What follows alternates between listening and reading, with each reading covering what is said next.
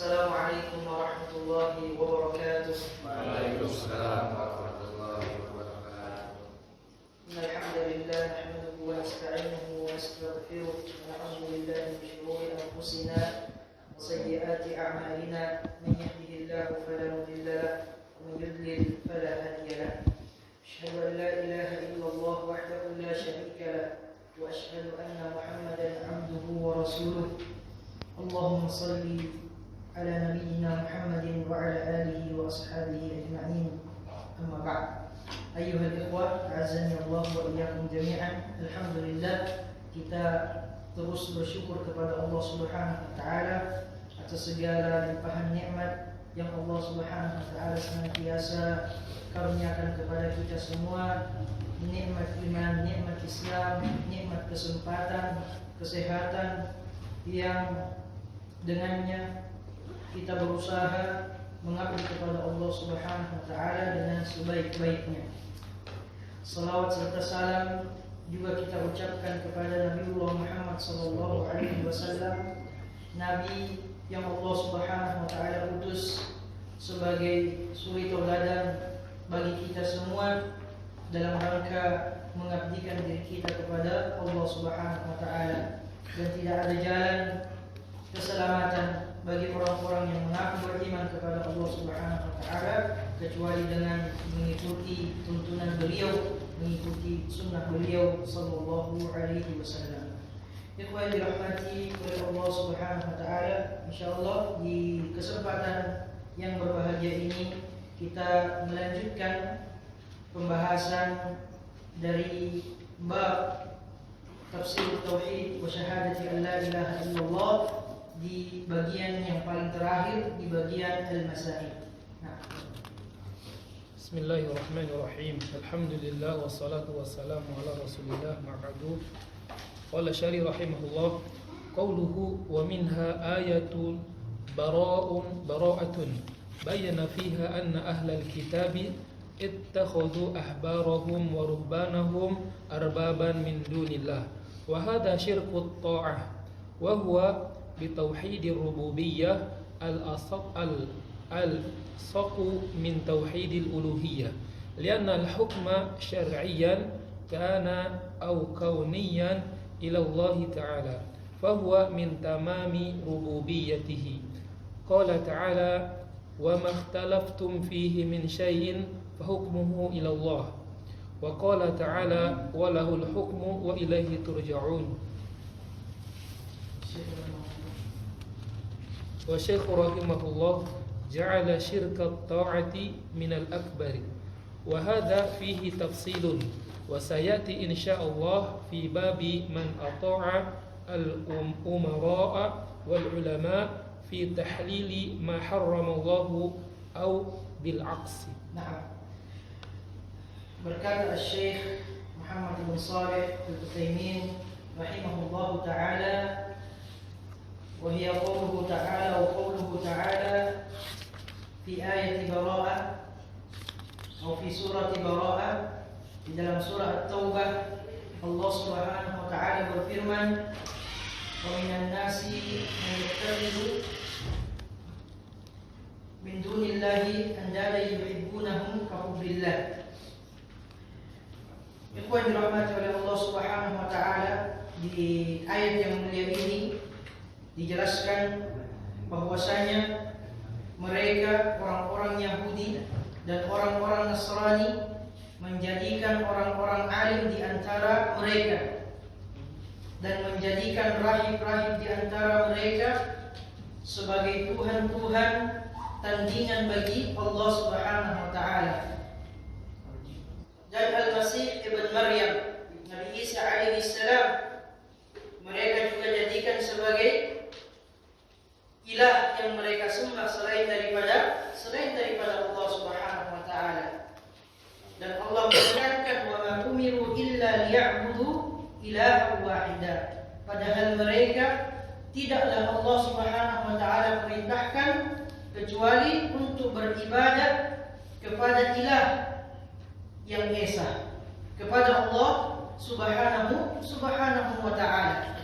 Allah Subhanahu wa taala memerintahkan kita untuk beribadah, untuk menyembah hanya kepada Allah Subhanahu wa taala. Artinya ikhwan dirahmati oleh Allah Subhanahu wa taala, ketika mereka lebih mendahulukan pendapat ulama-ulama di antara mereka, rahib-rahib di antara mereka pada perkara yang Allah Subhanahu wa taala telah menetapkan ketetapan bagi kita, maka ini di antara bentuk kesyirikan yang dijelaskan oleh Syekh yang Allah Subhanahu wa taala sebutkan di dalam ayat yang mulia ini. Mereka menjadikan orang-orang alim. Ini bercerita tentang kaum Yahudi dan rahib-rahib. Bercerita tentang orang-orang Nasrani. Mereka jadikan sebagai Tuhan selain daripada Allah Subhanahu wa taala. Wal Masih ibn Maryam, begitupun Al-Masih ibn Maryam, Nabi Isa alaihissalam. Padahal mereka tidaklah diperintahkan kecuali hanya menyembah kepada Allah Subhanahu wa taala, Tuhan yang Maha Esa, yang berhak untuk kita sembah. Maha suci Allah Subhanahu wa taala dari segala yang mereka persekutukan Allah dengannya. Dan dijelaskan di sini ikhwan dirahmati oleh Allah Subhanahu wa taala, inilah yang dimaksud dengan syirkut ta'ah. Syirik pada ketaatan. Syirik pada ketaatan. Dan menurut Syekh Muhammad bin Shalih Al-Utsaimin, ini lebih dekat kepada pembahasan tauhid rububiyah daripada tauhidul uluhiyah.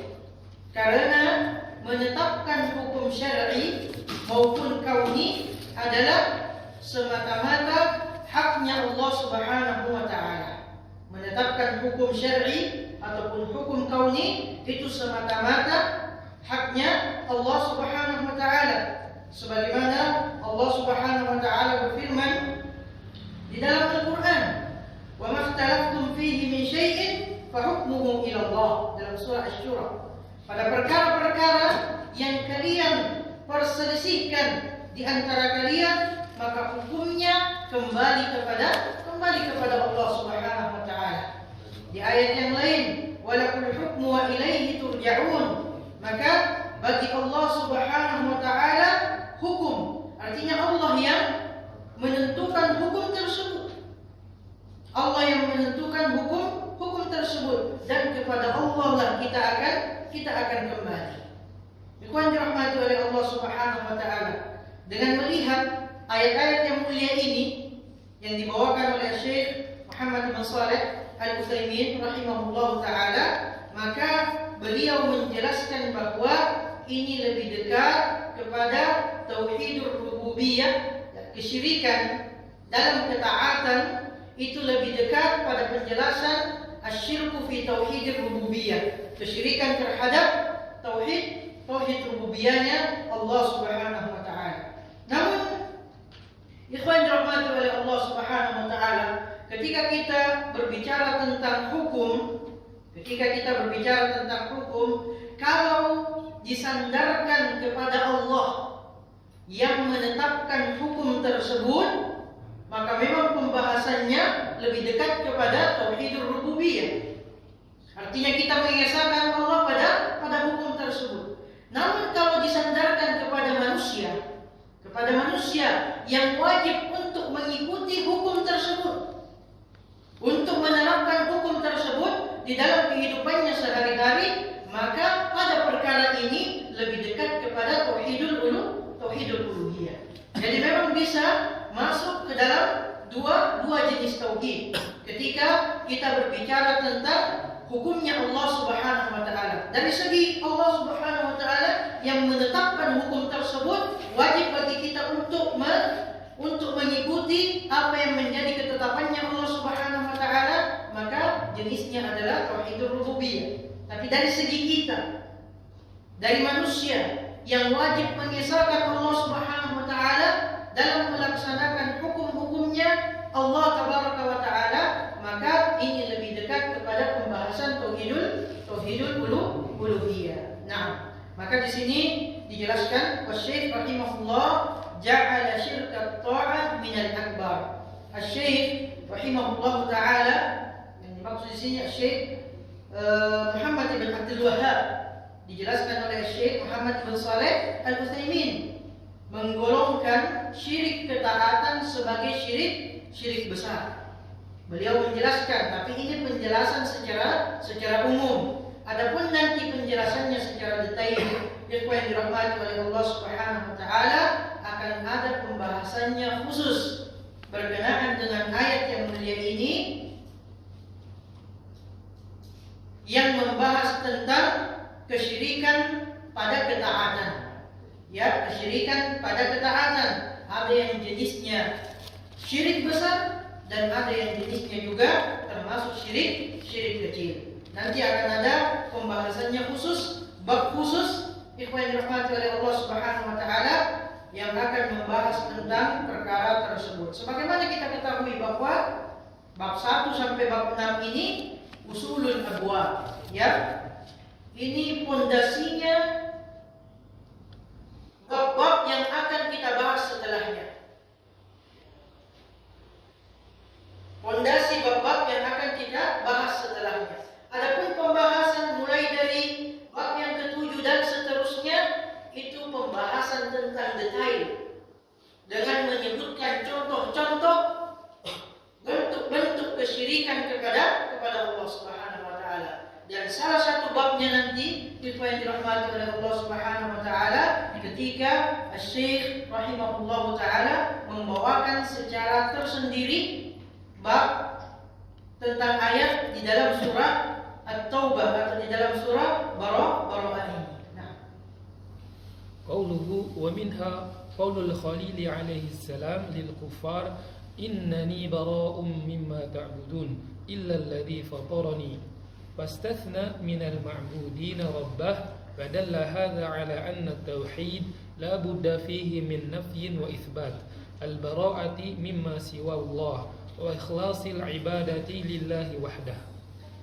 Nah, dan di antaranya ikhwan dirahmati oleh Allah Subhanahu wa taala, perkataan Al-Khalil Nabi Ibrahim alaihi salam kepada ayat dan kaumnya, innani bara'um mimma ta'budun wa idh qala Ibrahim li abihi wa qaumihi. Tatkala Nabi Ibrahim berkata kepada ayahnya, berkata kepada kaumnya yang menyekutukan Allah Subhanahu wa taala, innani bara'um mimma ta'budun, sesungguhnya aku berlepas diri.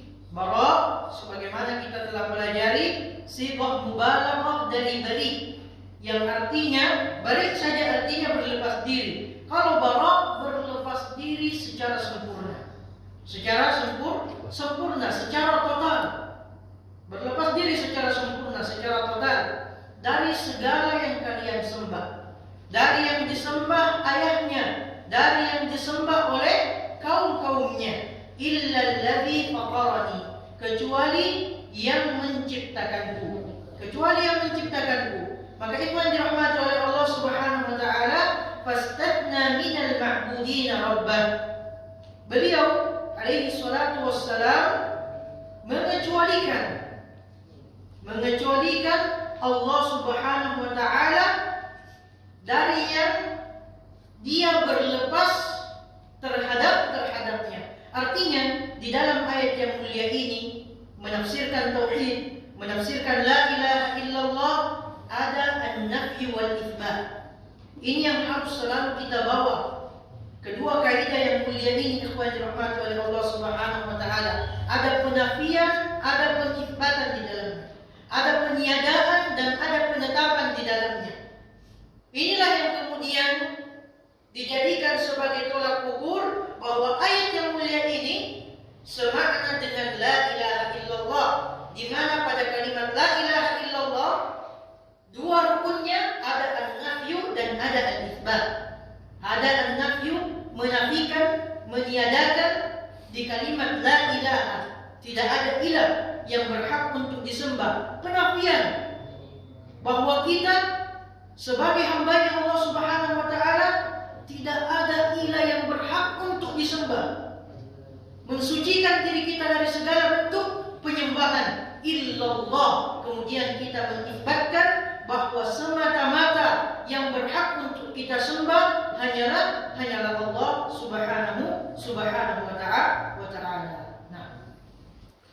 وذكر سبحانه أن هذه البراءة وهذه المولاة هي تفسير شهادة أن لا إله إلا الله فقال وجعلها كلمة باقية في عقبه لعلهم يرجعون وهي لا إله إلا الله فكان معنى قوله إنني براء مما تعبدون إلا الذي فطرني هو معنى قولي لا إله إلا الله. Wadakar subhanahu, dan Allah subhanahu wa ta'ala juga menyebutkan anna hadhil bara'ah wa hadhil muwalat hiya tafsiru syahadati an la ilaha illallah, bahwa al-bara'ah, berlepas diri dari kesyirikan, dan muwalah, loyalitas hanya kepada Allah subhanahu wa ta'ala, ini merupakan tafsir dari la ilaha illallah. Tafsir dari la ilaha illallah.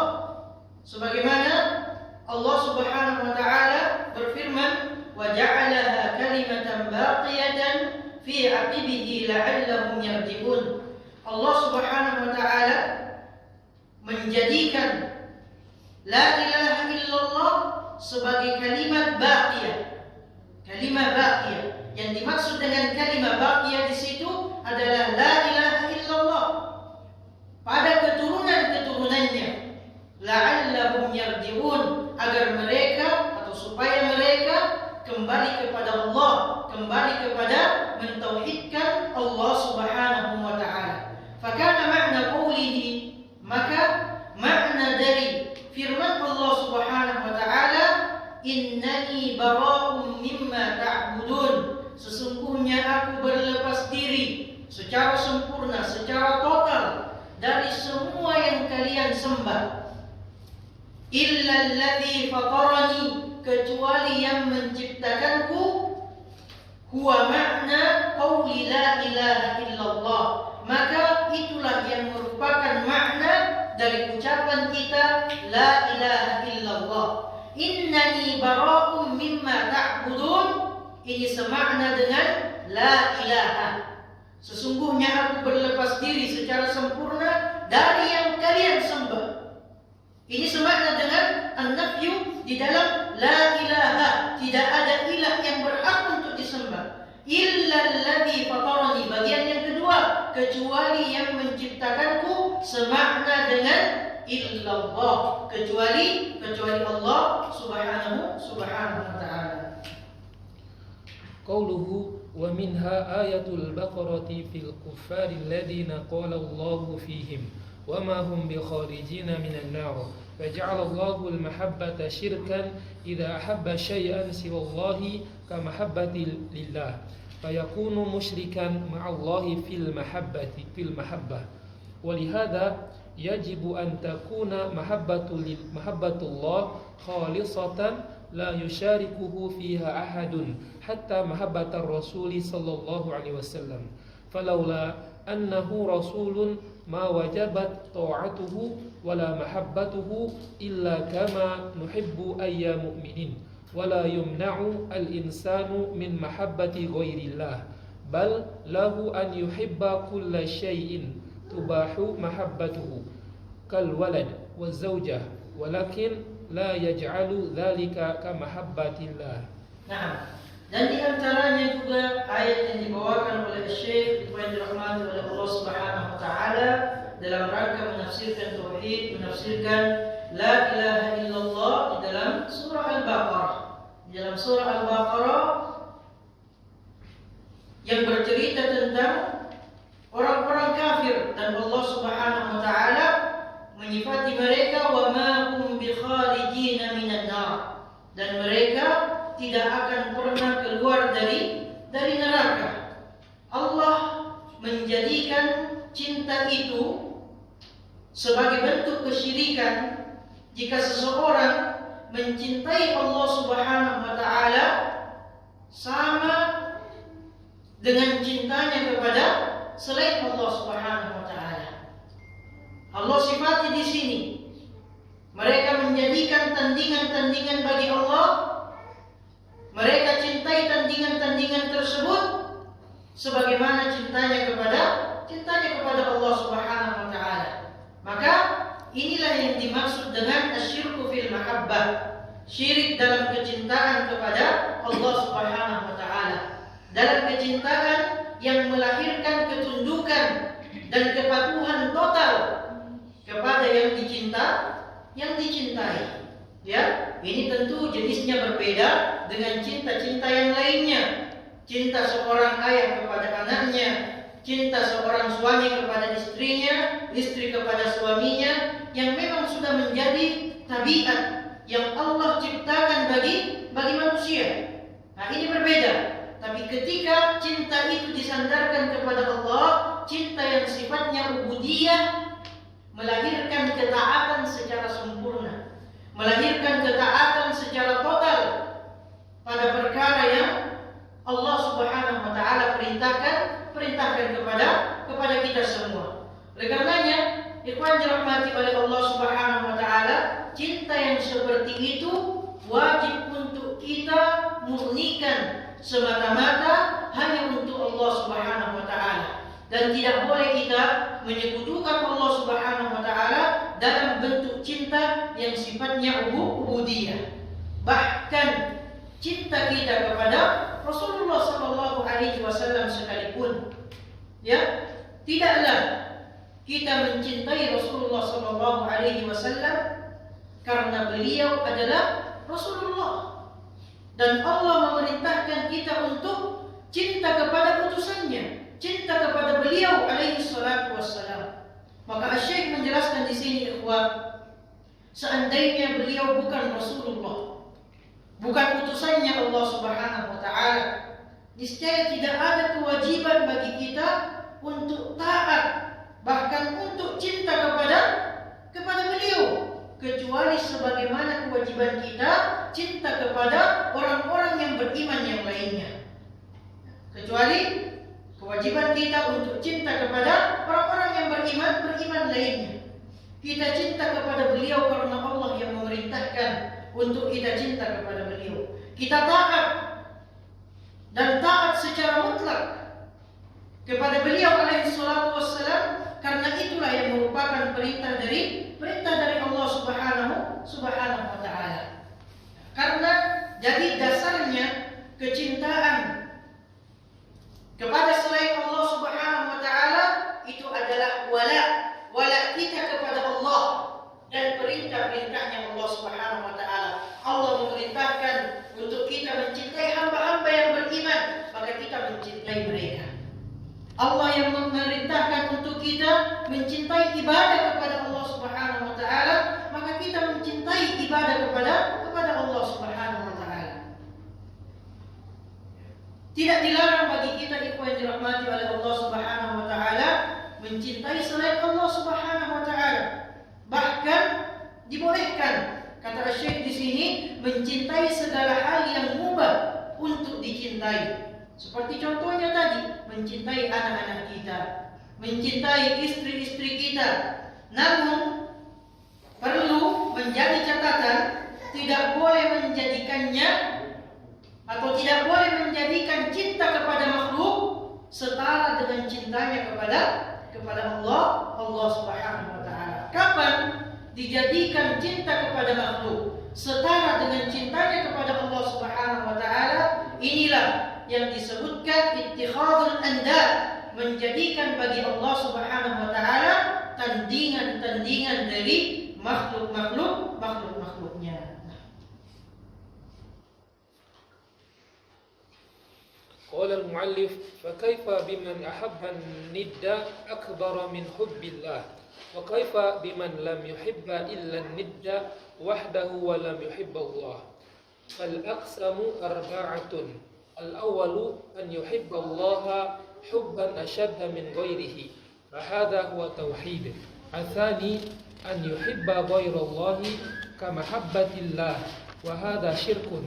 Al-thalithu an yuhibba ghayra Allah ashadda hubban min Allah, wa hadha a'zamu mimma qablahu.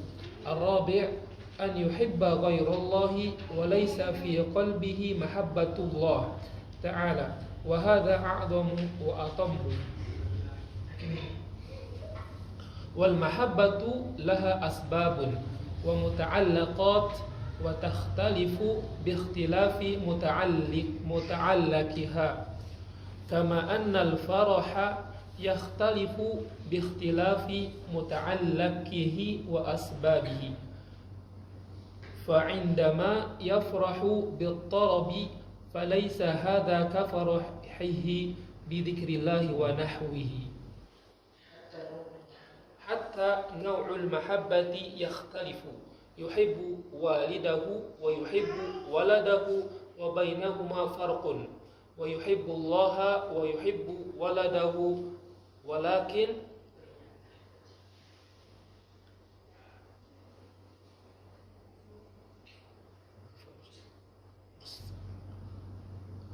شفاء للناس. لا ولكن بين المحبتين فرق. نعم.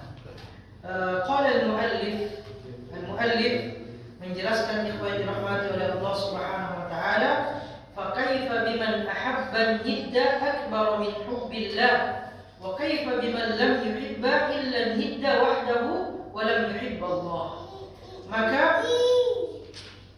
Maka bagaimana dengan orang yang mencintai tandingan, mensejajarkan cintanya kepada Allah dengan selain Allah Subhanahu wa taala, ini merupakan kesyirikan kepada Allah Subhanahu wa taala, perkara yang sangat diingkari di dalam agama. Maka bagaimana lagi dengan orang yang mencintai tandingan-tandingan Allah Subhanahu wa taala lebih besar daripada cintanya kepada Allah Subhanahu wa taala. Mungkin secara teori ikhwan yang dirahmati oleh Allah Subhanahu wa taala, setiap orang mengingkari ketika mendengarkan kalimat ini. Dia mencintai makhluk-makhluk Allah Subhanahu wa taala lebih besar daripada cintanya kepada Allah. Tetapi ini terjadi di kehidupan nyata, di mana pendapat manusia terkadang didahulukan dibandingkan ayat-ayatnya Allah. Terkadang akal manusia lebih didahulukan dibandingkan sunnah-sunnah Nabi Sallallahu Alaihi Wasallam. Bahkan ada di antara golongan orang-orang yang mengaku beriman kepada Allah Subhanahu Wa Taala lebih mendahulukan logika dibandingkan dalil, lebih mendahulukan akalnya dibandingkan dalil. Nah, ini lebih menuhankan akalnya dibandingkan keputusannya Allah Subhanahu wa taala, baik melalui Al-Qur'an begitupun melalui sunnahnya Nabi sallallahu alaihi wasallam. Dan ada yang lebih parah daripada itu. Ada yang lebih parah yang dijelaskan di sini oleh Syekh. Fa kaifa biman lam yuhibba illa nid wahdahu wa lam yuhibba Allah. Maka bagaimana lagi orang yang hanya mencintai tandingan-tandingan bagi Allah Subhanahu wa taala dan tidak mencintai Allah Subhanahu wa taala sama sekali. Maka untuk mengetahui pembagian manusia dalam permasalahan ini, ikhwan yang dirahmati oleh Allah Subhanahu wa taala, maka Syekh menyebutkan dalam masalah ini manusia dibagi menjadi empat. Yang pertama, ayyuhibballaha ashadda hubban min ghairihi, fahada huwa tauhid. Seorang yang mencintai Allah Subhanahu wa taala lebih besar, lebih kuat daripada cintanya kepada selain Allah Subhanahu wa taala. Maka dalam hal ini inilah orang-orang yang senantiasa mentauhidkan Allah Subhanahu wa taala. Golongan yang kedua yang dirahmati oleh Allah Subhanahu wa taala yang dijelaskan di sini, ayyuhibba ghairallah kama habbatillah. Dia cinta kepada selain Allah sebagaimana cintanya kepada Allah Subhanahu wa taala. Wa hadza syirkun, dan inilah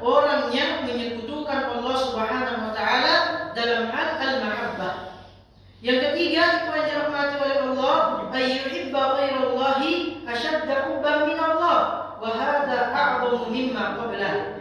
Mencintai selain Allah Subhanahu wa taala lebih kuat cintanya, lebih besar cintanya daripada cintanya kepada Allah Subhanahu wa taala. Dan ini lebih besar dosanya daripada yang sebelumnya yang menyekutukan Allah Subhanahu wa taala. Yang keempat, ayyuhibba ghairallah wa laysa fi qalbihi mahabbatun lillahi ta'ala wa hadha a'zamu wa atam. Yang keempat, yang paling parah, yang paling besar dan paling buruk, mencintai selain Allah Subhanahu wa taala dan tidak ada cinta di dalam hatinya kepada Allah Subhanahu wa taala. Maka Syekh menjelaskan, ikhwan dirahmati oleh Allah Subhanahu wa taala, bahwa cinta itu memiliki sebab-sebab dan keterikatan-keterikatan, memiliki sebab-sebab dan keterikatan-keterikatan, dan ia berbeda-beda sesuai dengan apa yang dicintai, sesuai dengan subjek yang dicintai. Sebagaimana membawakan permisalan, kegembiraan berbeda sesuai dengan sebabnya. Kegembiraan itu bisa berbeda-beda sesuai dengan sebab-sebab yang melahirkan kegembiraan tersebut.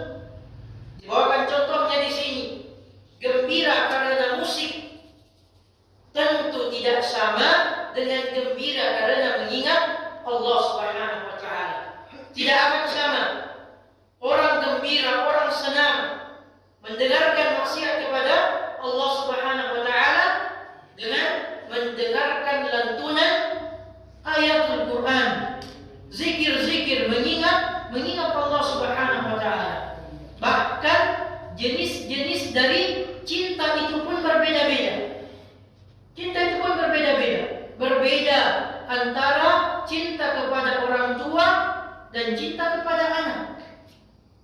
Tentu kita merasakan sebagai anak dari orang tua kita, kita cinta kepada orang tua kita. Sebagai orang tua dari anak-anak kita, kita cinta kepada anak-anak kita. Dan kita merasakan dua cinta yang berbeda pada dua hal tersebut. Inilah yang dijelaskan oleh Syekh di sini, ikhwan dirahmati oleh Allah Subhanahu wa taala. Jenis cinta yang berbeda. Maka seorang yang cinta kepada Allah Subhanahu wa taala, dia juga cinta kepada anaknya. Jangan disamakan antara dua jenis cinta tersebut. Dua jenis cinta yang berbeda. Kita jelaskan bahwasanya cinta kepada Allah yang dimaksudkan adalah cinta yang melahirkan ketundukan, kepatuhan total kepada yang dicintai. Inilah cintanya makhluk, cintanya orang-orang yang beriman kepada Allah Subhanahu wa taala. Kepada Allah Subhanahu wa taala yang melahirkan ketundukan, kepatuhan total. Kita adalah hamba, kita adalah budak bagi Allah Subhanahu wa taala. Sehingga apa yang menjadi perintah Allah Subhanahu wa taala kita laksanakan, dan apa yang menjadi larangan yang datangnya dari Allah Subhanahu wa taala kita tinggalkan. Maka semua perkara batin yang dijelaskan oleh Syekh, termasuk di dalamnya cinta, gembira, sedih, itu berbeda-beda sesuai dengan sebab-sebabnya, sesuai dengan objek yang bisa melahirkan perasaan dari perkara-perkara batin tersebut. Qauluhu wa minha qaulun Nabi sallallahu alaihi wasallam man qala la ilaha illallah ila akhirih idan fala budda min al-kufri bil-taghuti wal imani billah. Qala ta'ala faman yakfur bil-taghuti wa yu'min billahi faqad istamsaka bil urwatil wuthqa. Qauluhu wa kafara bima yu'badu min dunillah ay kafara bil asnam wa ankara an takuna ibadatuha haqqan fala yakfi an yaqula la ilaha illallah wa la a'budu sanaman bal la budda an yaqula al asnamu allati tu'badu min dunillah akfaru biha wa bi ibadatiha Nah, ikhwan dirahmati oleh Allah Subhanahu wa taala, ini dalil yang terakhir yang dibawakan oleh Syekh Muhammad bin Abdul Wahhab rahimahullah taala di dalam bab yang mulia ini. Man qala la ilaha illallah wa kafara bima yu'badu min dunillah haruma maluhu wa damuhu wa hisabuhu 'ala Allah. Siapa yang mengucapkan la ilaha illallah dan kafir, mengingkari segala yang disembah selain daripada Allah Subhanahu wa taala, maka haramlah hartanya, haramlah darahnya, dan perhitungannya, hisabnya kembali kepada Allah Subhanahu wa taala.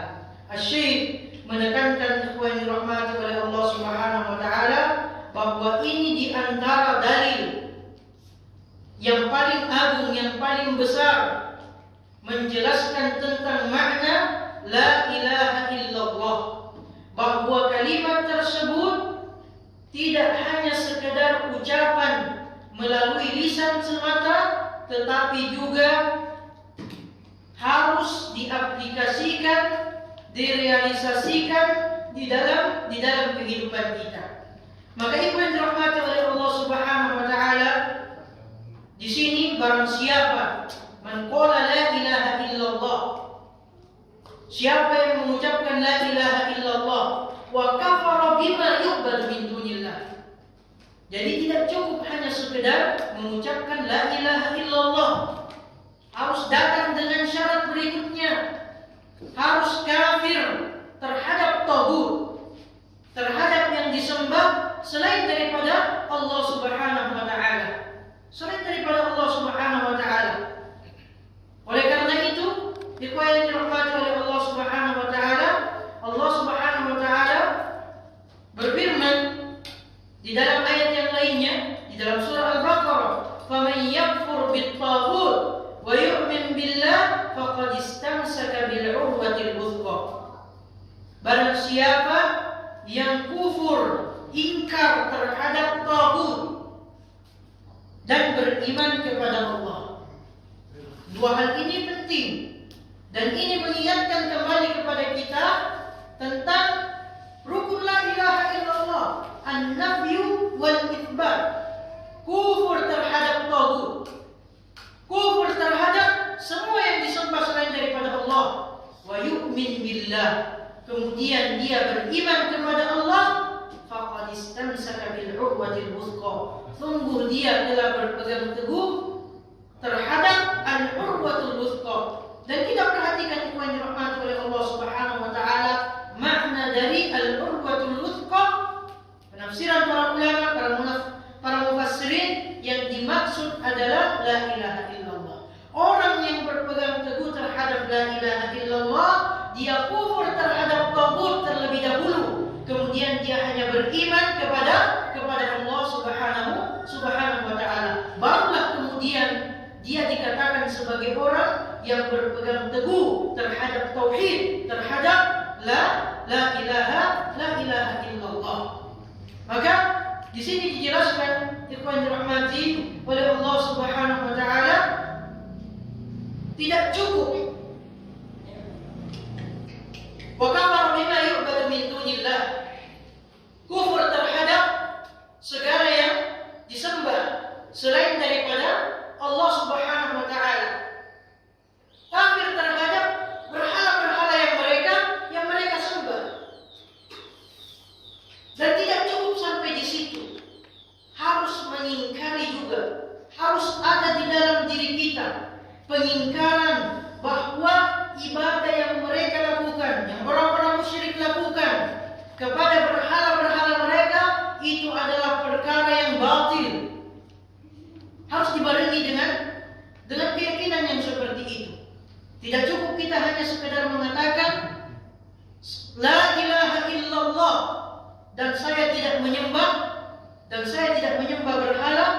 berhala mereka, atau saya tidak menyembah selain daripada Allah Subhanahu wa taala. Tidak cukup sampai di situ. Kita harus menyatakan bahwa kita kufur terhadap semua yang disembah selain daripada Allah Subhanahu wa taala. Di samping itu penyembahan yang dilakukan kepada selain Allah adalah bentuk kebatilan. Adalah bentuk kebatilan. Seorang yang meyakini seperti ini, ikhwan dirahmati oleh Allah Subhanahu wa taala, mereka lah yang disebutkan sebagai faqad istamsaka bil urwatil wuthqa. فمثلا لا يكفي أن يقول لا إله إلا الله ولا أعبد اللات ولكن لا بد أن يكفر بها ويقول إن عبادتها ليست بحق وإلا كان مقرا بالكفر فمن رضي دين النصارى دينا يدينون الله به فهو كافر لأنه إذا ساوى غير دين الإسلام مع الإسلام فقد كذب قوله تعالى ومن يبتغي غير الإسلام دينا فلن يقبل منه وبهذا يكون كافرا وبهذا نعرف الخطر العظيم الذي أصاب المسلمين اليوم باختلافهم مع النصارى والنصارى يدعون إلى دينهم صباحا ومساء والمسلمون لا يتحركون بل بعض المسلمين الذين ما عرفوا الإسلام حقيقة يلينون لهؤلاء ودوا لو تدهن فيدهنون القلم وهذا من المحنة التي أصابت المسلمين الآن وآلت بهم إلى هذا الذل الذي صاروا فيه. Nah, فمثلا الشيخ membawakan contoh di sini yang dirahmati oleh Allah Subhanahu wa taala, la yakfi an yaqula la ilaha illallah wa la a'budu allata. Tidak cukup bagi seseorang yang beriman kepada Allah mengucapkan la ilaha illallah dan saya tidak menyembah Lata, Al-Lata, salah satu yang disembah oleh orang-orang kafir Quraisy di antara sembahan-sembahan yang lainnya. Namun apa yang harus dia lakukan yang dirahmati oleh Allah Subhanahu wa taala setelah ucapan tersebut, setelah berkata la ilaha illallah dan tidak menyembah apa yang mereka sembah, di antara yang mereka sembah adalah Al-Lata, dia juga harus mengingkari penyembahan terhadap semua yang disembah selain daripada Allah Subhanahu wa taala, termasuk di antaranya adalah Al-Lata, dan dia juga harus berkeyakinan bahwa penyembahan kepada selain Allah Subhanahu wa taala adalah perkara yang tidak benar, adalah perkara yang batil. Karena jika tidak sempurna seperti itu, ikhwan yang dirahmati oleh Allah Subhanahu wa taala, maka kata Syekh itu masih dianggap menetapkan kekafiran. Menetapkan kekafiran. Sebagaimana banyak yang terjadi, ikhwan yang dirahmati oleh Allah Subhanahu wa taala. Mungkin kalau kita bawa kepada contoh yang lebih relevan, mungkin kita mengatakan atau ada di antara orang yang mengaku beriman kepada Allah Subhanahu wa taala bahwa saya beragama Islam, saya sendiri beragama Islam, dan saya hanya menyembah Allah Subhanahu wa taala. Namun saya tidak menyalahkan agamanya orang-orang Yahudi. Saya juga tidak menyalahkan agamanya orang-orang Nasrani. Seperti ini contoh nyatanya. Betul dia berla ilaha illallah dan dia tidak menyembah apa yang disembah oleh orang-orang Nasrani, orang-orang Yahudi. Namun ketika dia tidak mengingkari atau mengatakan bahwa apa yang mereka lakukan atau sesembahan yang mereka alamatkan kepada selain Allah adalah bentuk kekufuran kepada Allah Subhanahu wa taala, maka itu yang disebutkan oleh Syekh di sini sebagai menetapkan kekafiran. Maka harus diingkari. Oleh karenanya Syekh di sini menjelaskan barang siapa yang ridho bahwa agama Nasrani adalah agama yang bisa digunakan hari ini untuk beribadah kepada Allah dan itu diterima di sisi Allah Subhanahu wa taala, maka ia kafir. Ia keluar dari agama Islam. Meskipun dia mengatakan, dia mengucapkan la ilaha illallah dan tidak menyembah sesembahannya orang-orang Nasrani, tapi dia membenarkan bahwa itu di antara alternatif yang bisa mengantarkannya kepada Allah Subhanahu wa taala. Orang yang seperti ini dikatakan oleh Syekh dia kafir karena dia menyamakan selain Islam, selain agama Islam dengan agama-agama yang lain, dengan agama Nasrani ataupun agama Yahudi. Karena Allah Subhanahu wa taala berfirman, "Wa may yabtaghi ghayra al-islam dinan fala yuqbal minhu wa huwa fil akhirati minal khasirin." Siapa yang mencari selain dari agama Islam sebagai agamanya, dia menyembah Allah melalui agama tersebut, apa kata Allah Subhanahu wa taala? Tidak akan diterima sedikit pun darinya. Tidak akan diterima sedikit pun darinya. Wa huwa fil akhirati minal khasirin.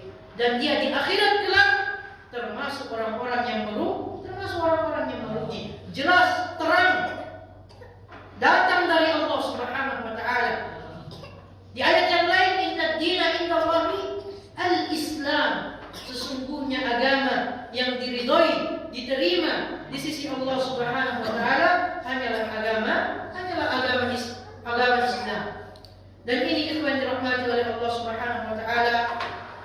Asy-Syaikh menjelaskan bahwa dengan ini kita mengetahui bahaya besar yang menimpa banyak dari orang-orang yang beriman kepada Allah Subhanahu wa taala, banyak dari kaum muslimin hari ini, akibat mereka bercampur baur dengan orang-orang Nasrani, dengan orang-orang Yahudi, lebih tepatnya orang-orang Nasrani.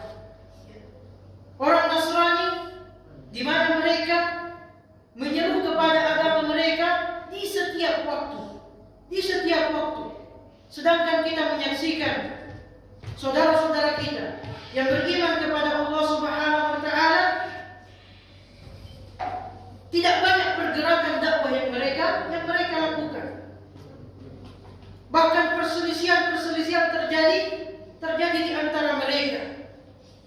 Masih memperdebatkan perkara yang paling utama untuk disampaikan kepada masyarakat, kepada manusia, padahal telah jelas bahwa perkara tauhid ini adalah perkara yang paling agung, perkara yang paling besar, perkara yang paling pertama dan perkara yang paling utama. Karena tidak ada nilai dari ibadah-ibadah yang kita lakukan kecuali didasari dengan tauhid kepada Allah Subhanahu wa taala. Sementara kenyataan yang dijelaskan oleh Asy-Syaikh di sini, banyak dari saudara-saudara kita hidup bercampur dengan orang-orang Nasrani, orang-orang yang beragama lain dari agama Islam, yang dimana mereka semangat mendakwahkan agama mereka, sementara orang yang mengaku beriman kepada Allah Subhanahu wa taala tidak banyak pergerakan yang mereka lakukan. Bahkan sebagian muslimin, kata Syekh, sebagian muslimin tidak mengenal hakikat dari agama yang dia anut. Tidak mengenal hakikat dari agama yang dia anut. Sehingga banyak kejadian yang terjadi kepada dirahmati oleh Allah Subhanahu wa taala. Ada di antara orang yang beriman kepada Allah mengucapkan selamat atas perayaan kelahiran anak Tuhan menurut keyakinan agama mereka. Menurut keyakinan agama mereka. Dengan alasan toleransi yang seperti ini tidak mengenal hakikat agama yang dia anut. Dia menyekutukan Allah Subhanahu wa taala di dalamnya. Dia ikut berbahagia ketika mereka mengatakan bahwa Allah memiliki anak.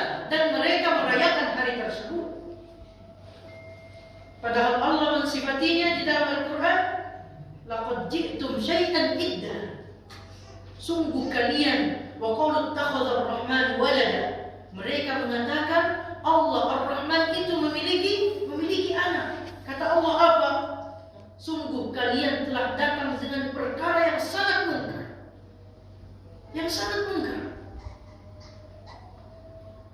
Sampai-sampai yang dirahmati oleh Allah Subhanahu wa taala, makhluk-makhluk Allah yang agung itu bergolak karena pengakuan tersebut, karena keyakinan mereka tersebut.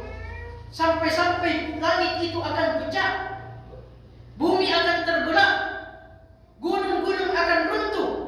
Anda'u lirrahmani walada, karena mereka mendakwa, mereka berkeyakinan mengatakan bahwa Allah memiliki anak. Lantas datang orang yang mengaku beriman kepada Allah Subhanahu wa taala, ikut merayakan hari tersebut dengan mereka atau mengucapkan selamat kepada orang-orang yang merayakan hari tersebut. Maka inilah yang dimaksud oleh Syekh, ikhwan dirahmati oleh Allah Subhanahu wa taala. Ada di antara kaum muslimin yang tidak mengenal hakikat dari agamanya.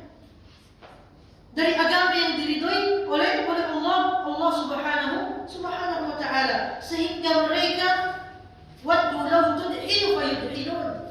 Mereka menginginkan supaya kita bersikap lunak terhadap mereka. Betul bahwa di dalam agama kita tidak menolak toleransi yang dirahmati oleh Allah Subhanahu wa taala, tetapi toleransi itu ada batasannya.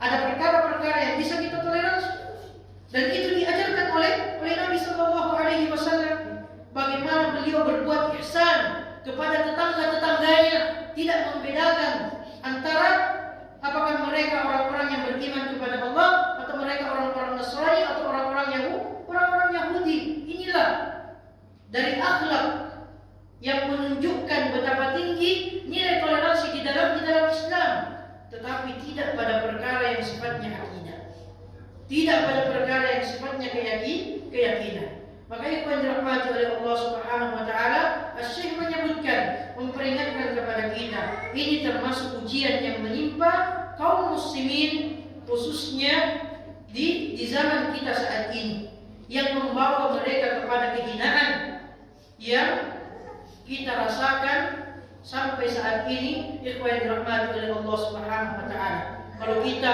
berbicara tentang kecanggihan teknologi, maka jarang kita mendengarkan nama-nama orang-orang yang beriman kepada Allah disebutkan di dalamnya.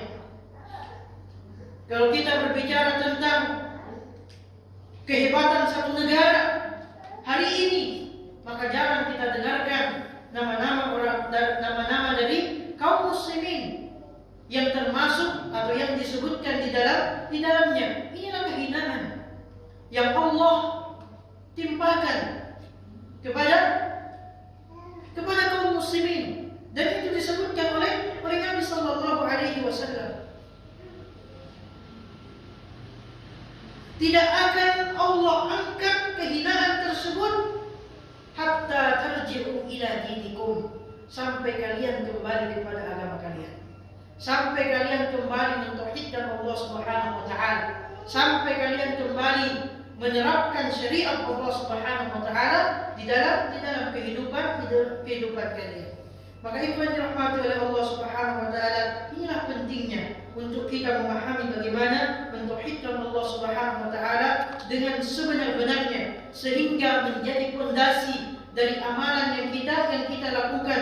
Begitupun kita bersungguh-sungguh, bertekad dengan tulus, dengan sungguh-sungguh untuk mendakwahkan tauhid ini kepada orang-orang yang ada di sekitar kita, kepada orang-orang yang ada di sekitar kita, mulai dari keluarga kita, istri kita, anak-anak kita, orang-orang yang ada di sekitar kita. Mari kita berusaha untuk menyadarkan kepada mereka betapa mulia agamanya Allah Subhanahu wa taala yang mereka anut ini. Dan untuk mendapatkan kemuliaan tersebut, mereka harus melaksanakan apa yang menjadi konsekuensi dari kalimat yang setiap hari mereka ucapkan, yaitu la ilaha illallah. Dan kita mengetahui bersama, ikhwan dirahmati oleh Allah Subhanahu wa taala, bahwa la ilaha illallah bukan hanya sekedar ucapan saja, tetapi kita perlu tahu maknanya, tahu rukun-rukunnya, tahu syarat-syaratnya, sehingga dengan mengetahui perkara-perkara tersebut kita bisa menjadikannya sebagai landasan di dalam upaya untuk merealisasikan la ilaha illallah, merealisasikan tauhid di dalam kehidupan kita sehari-hari. Ikhwan dirahmati oleh Allah Subhanahu wa taala, mungkin ini dulu penjelasan dari bab 1 sampai bab 6 yang insyaallah kita akan lanjutkan berikutnya mengenai pembahasan secara rinci, khususnya perincian terkait bentuk-bentuk kesyirikan yang mungkin banyak kita temukan di masyarakat, bahkan termasuk di dalamnya orang-orang yang beriman atau mengaku beriman kepada Allah Subhanahu wa taala. Qala sallallahu alaihi wasallam wa baraka ala nabiyina Muhammadin wa ala alihi wa sahbihi wa sallam tasliman katsira. Allahumma anfa'na bima 'allamtana wa 'allimna ma yanfa'una ya rabbal alamin. Allahumma inna nas'aluka ilman nafi'a wa rizqan thayyiban wa 'amalan mutaqabbala. Subhanakallahumma wa bihamdik, asyhadu an la ilaha illa anta astaghfiruka wa atubu ilaik. Wassalamu alaikum warahmatullahi wabarakatuh.